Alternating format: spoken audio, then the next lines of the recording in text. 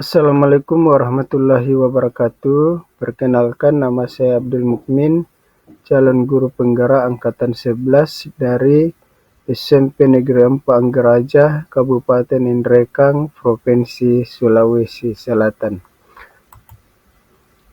Video ini berisi tentang praktik penerapan segitiga restitusi untuk menyelesaikan permasalahan murid yang ada di sekolah kami. Sebagai informasi, segitiga restitusi adalah suatu proses dialog yang dijalankan guru atau orang tua agar dapat menghasilkan murid yang mandiri dan bertanggung jawab.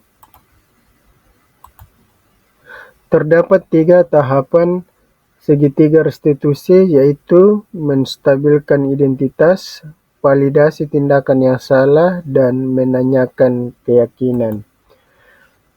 Pada tahap menstabilkan identitas, berdasarkan prinsip membuat kesalahan adalah bagian dari proses pembelajaran, menggeser identitas gagal ke identitas sukses. Selanjutnya, tahap validasi tindakan yang salah. Pada tahap ini, berdasarkan prinsip setiap perilaku berupaya memenuhi suatu kebutuhan tertentu. Guru akan bergeser dari pemikiran stimulus respon menjadi proaktif. Mengenali dan mengakui kebutuhan murid akan memperbaiki hubungan dengan murid. Selanjutnya, tahapan yang terakhir, menanyakan keyakinan.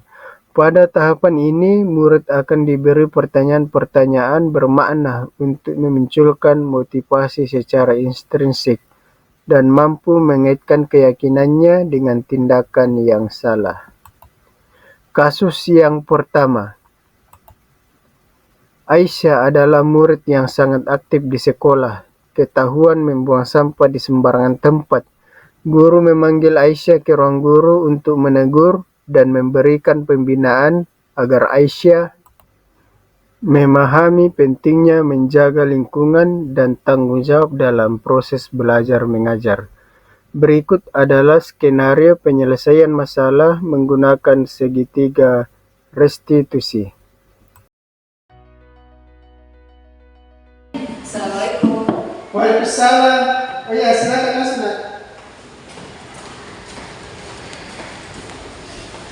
Silakan duduk. Ya. Tahu kenapa Aisyah saya panggil ke ruang saya? Tidak, Pak.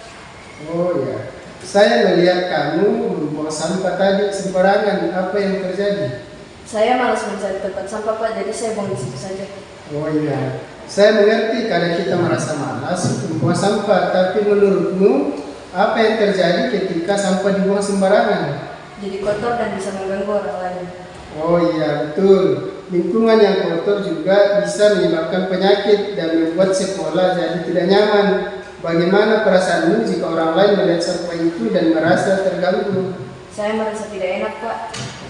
Apa yang bisa kamu lakukan sekarang untuk memperbaiki kesalahanmu ini? Saya bisa mengambil sampahnya dan membuangnya ke tempat sampah. Oh, itu keputusan yang tepat. Dan kedepannya, bagaimana cara yang lebih baik untuk menangani sampah ini? Saya akan selalu mencari tempat sampah terdekat dan membuang sampah di tempatnya. Oh, bagus. Dengan begitu, kamu menjaga membersihkan lingkungan sekolah dan membuat semua orang merasa nyaman. Terima kasih sudah mau bertanggung jawab. Terima kasih, Pak. Saya akan lebih berhati-hati mulai sekarang. Ya, saya mengerti usaha kamu, Nak. Yuk kita lanjutkan kegiatan kita menjaga lingkungan sekolah kita. Kalau begitu, silakan kembali ke kelasnya. Baik, terima kasih, Pak. Ya, silakan kembali belajar. Assalamualaikum warahmatullahi wabarakatuh. Setelah saya membuang sampah sembarangan dan diajak berbicara oleh Pak Abdul Mukmin, saya jadi lebih paham bahwa apa yang saya lakukan itu salah dan bisa berdampak buruk bagi lingkungan. Bapak tidak hanya menegur saya, tapi juga membantu saya memahami kenapa penting untuk membuang sampah pada tempatnya. Saya diajak untuk berpikir tentang dampak dari tindakan saya dan bagaimana hal itu bisa mempengaruhi orang lain. Ini membuat saya merasa bertanggung jawab dan ingin memperbaiki perilaku saya. Sekarang, saya lebih sadar untuk selalu membuang sampah di tempatnya dan menjaga kebersihan lingkungan sekolah. Terima kasih Pak sudah membimbing saya dengan cara yang bijaksana. Assalamualaikum warahmatullahi wabarakatuh. Kasus yang kedua, Alpiani adalah murid yang rajin di kelasnya. Saat proses pembelajaran berlangsung, Alpiani tertidur di dalam kelas, sehingga dia tidak bisa mengikuti pelajaran dengan baik dan mungkin saja ketinggalan materi. Berikut adalah skenario penyelesaian masalah menggunakan segitiga restitusi. Assalamualaikum. Waalaikumsalam. Ya, saya masuk.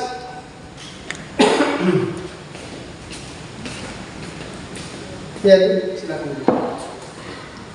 Ya, ini tahu kenapa saya panggil ke rumah saya? Iya, Pak. Ya, saya melihat Piani tadi tertidur di dalam kelas saat proses pembelajaran.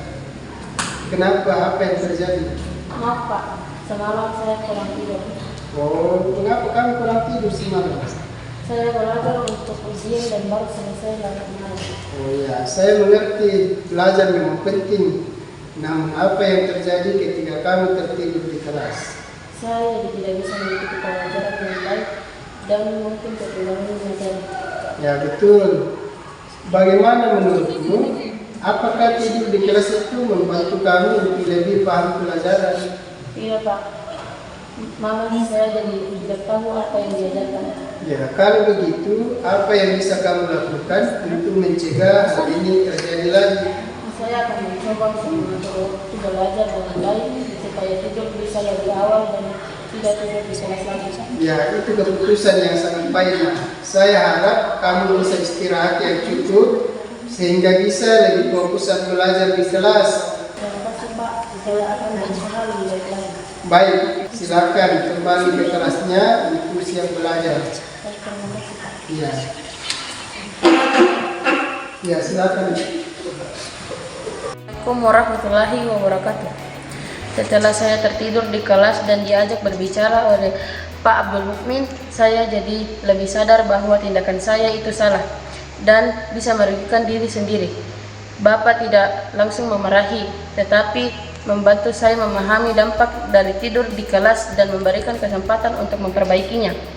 Ini membuat saya merasa lebih dihargai dan termotivasi untuk berubah. Sekarang, saya lebih fokus mengatur waktu belajar dan istirahat, supaya bisa mengikuti pelajaran dengan baik. Saya juga merasa lebih bertanggung jawab terhadap diri sendiri dan di lingkungan belajar saya. Terima kasih, Pak.